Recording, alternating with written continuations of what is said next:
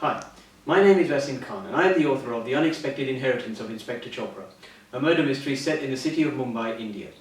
The lead character of the novel is Inspector Chopra, a very rigid and honest police officer from the Mumbai Police Service, a man who is both an ace crime fighter and someone who cares deeply about the social ills that he sees in his country.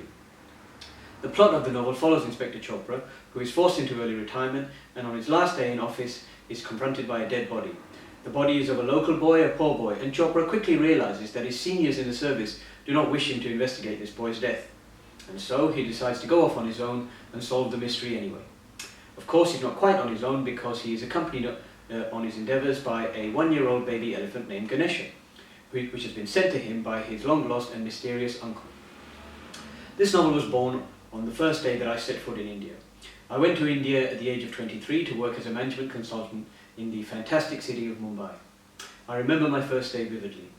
I walked out from Bombay airport into a wall of searing 40-degree heat, and almost the first thing that I saw set the scene for me, because there, milling around the taxi rank, waiting for the new arrivals, were a group of lepers and beggars, not the kind of sight one routinely sees in the East End of London where I grew up.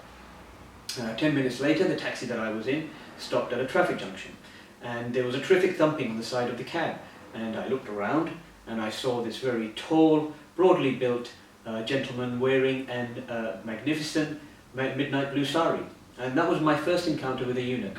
Again, not a sight one commonly sees in the East End. So by now I was a little bit disconcerted, and so I decided to focus my attention on the main road and this great river of passing traffic, and that's when I saw the most surreal sight of all. Because lumbering through this traffic there came an enormous grey Indian elephant with a mahout perched on its back. And this amazing sight stayed with me, so that 10 years later, when I came back to the UK and decided to put all of those wonderful memories into a novel, I knew right from the beginning that elephants would be involved. So now I had a great plot and a wonderful lead character, but I couldn't quite work out how to include that elephant. And I wrestled with the problem for a while, and it was solved for me one day by Sir David Attenborough. I remember watching this wonderful documentary about elephants, and the next day when I woke up, almost the first thought that popped into my head was a line, and that eventually became the first line of the novel. On the day that he was due to retire, Inspector Chopra discovered that he had inherited an elephant. And right there I knew that the elephant would be a central character in the series, not just a gimmick, but a genuine foil and partner for Inspector Chopra. I knew it would be a baby elephant because they're just cuter, and I also knew that the elephant would have its own personality.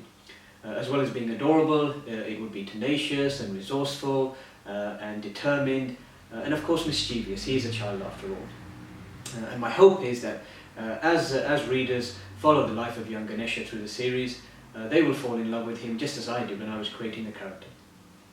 And if those aren't enough reasons to read the book, let me leave you with 3 more.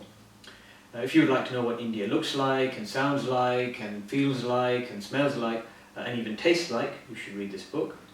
If you would like to read a crime novel that's a little bit off the beaten track, set in an exotic location with a truly colourful cast of characters, you should read this book. And lastly, if you're like me and you're simply passionate about elephants, you should read this book.